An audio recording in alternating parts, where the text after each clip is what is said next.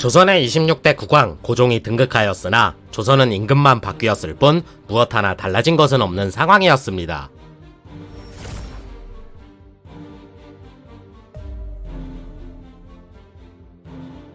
철종이 후사가 없이 갑작스레 사망하자 흥선대원군은 신정왕후와 함께 자신의 둘째 아들을 왕위에 올리게 되니 이가 바로 조선 26대 국왕 고종이었습니다. 곧바로 흥선대원군은 남아있는 남인과 북인 인사들을 등용 정치적 입지를 다져나갔으며 조선의 막강한 권력을 가진 비변사를 폐지함과 동시에 의정부와 삼군부를 부활시켜 비변사의 기능을 양분화하기에 이릅니다. 그리고 전국 각지에 세워진 붕당의 근거지, 즉 서원을 철폐함으로써 맹목적인 유교 숭상 문화를 배척하자 성리학을 따르는 사대부들과 유생들은 유교를 탄압하는 흥선대원군의 행보를 비판하며 그 반발이 굉장히 극심했습니다. 당시 서원은 지방의 무분별하게 건립이 되며 토지와 노비를 점유, 군역 회피와 탈세 등 여러 특전을 향유하던 상황이었는데 이걸 악용하는 사례들이 점차 늘어나면서 서원이 있는 마을을 중심으로 백성들의 고열을 빨아먹는 패단이 점차 심해지게 됩니다. 그리하여 흥선대원군은 전국의 모든 서원을 47개만 남기고 모두 철폐함으로써 유생들의 반발에도 이를 바로잡기 위해 밀어붙이게 됩니다. 더불어 양존사업을 통해 누락된 토지들을 수습하였고 군역 대상자를 양반 계층에까지 넓혀 양반에게도 군포를 징수하는 호포제를 실시하며 무너져가는 조선을 다시 바로 세우기 위해 노력하게 됩니다.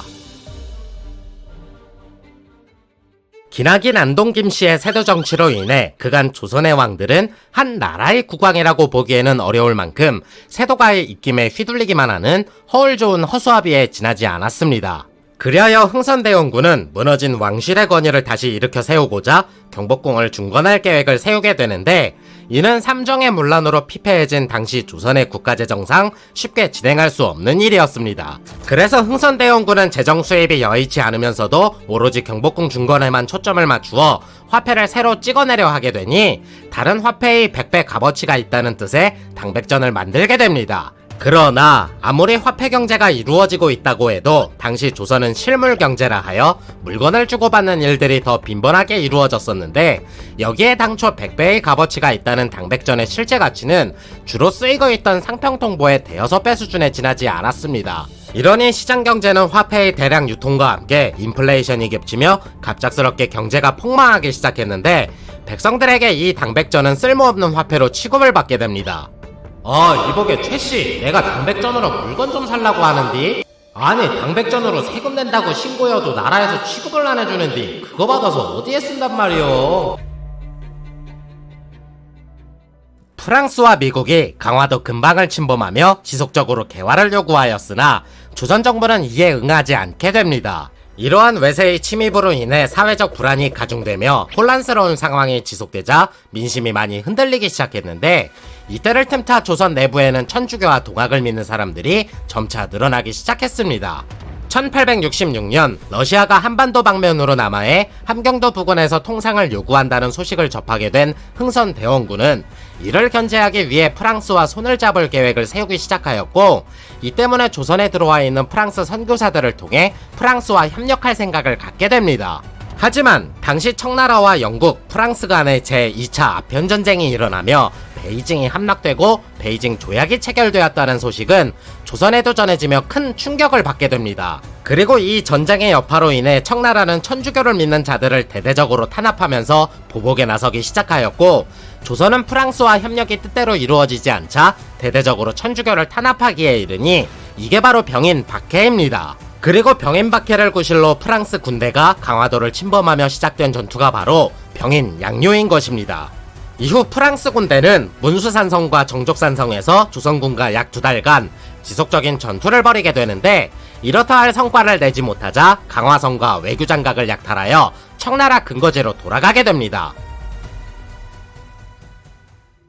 1866년 병인 박해가 일어났을 때 평양에는 미국 상선인 제너럴 셔먼호가 출몰하여 조선과 교역하기 위해 통상을 요구하고 있었습니다. 허나 통상 요구가 묵살되자 미국 선원들이 난동을 피우게 되는데 이 때문에 관민들이 셔먼호를 불태우며 선원들을 죽이게 되는 사건이 일어나게 됩니다. 그리고 1871년 아니 니네가 우리 애들 잡아갔다며 빨리 돌려주고 우리랑 통상이나 하자. 걔들은 이미 다 죽어서 없고 우리는 통상도 못해.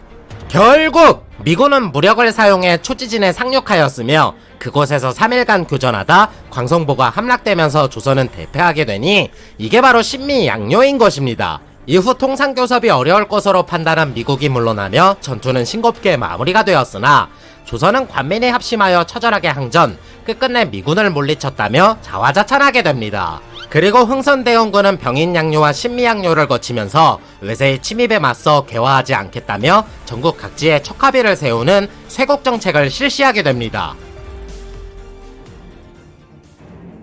조선에는 국왕 고종이 있었지만 모든 것을 총괄하는 책임자는 아버지 흥선대원군이었습니다. 그리하여 모든 결제가 왕명으로 하달이 되었지만 대원군이 직접 결정하여 추진되었던 만큼 흥선대원군의 위세는 국왕이었던 고종의 힘을 능가하고 있던 상황이었습니다. 때문에 고종을 지지하는 관료들을 중심으로 흥선대원군을 탄핵해야 된다는 상소가 줄기차게 오르기 시작하였고, 고종은 명성황후의 친족인 여흥 민씨를 적극적으로 지지하며 아버지 흥선대원군 탄핵에 일조하게 됩니다. 아무튼 일본은 메이지 유신을 통해 근대화에 성공하면서 사회의 여러 불안 요소들은 침략 전쟁을 통해 해결하려고 하였습니다. 그리고 조선과의 수교 정책을 발판으로 자신들의 세력을 불리려고 고심하던 찰나 쇄국 정책을 추진하던 흥선대원군이 탄핵이 되어 물러나면서 일본은 좋은 기회라고 판단하기에 이릅니다. 그리고 1875년 아따, 강화도 우리 땅이니까 들어오지 마라잉. 글씨 너희가 먼저 공격했으니 당장 사과하고 배상혀. 결국 조선이 맺은 최초의 조약이자 일본의 강압적 위협으로 인해 맺게 된 불평등 조약인 강화도 조약이 맺어지며 일본에게 문호를 개방하게 됩니다. 영상이 재밌었다면 좋아요와 구독 부탁드리겠습니다.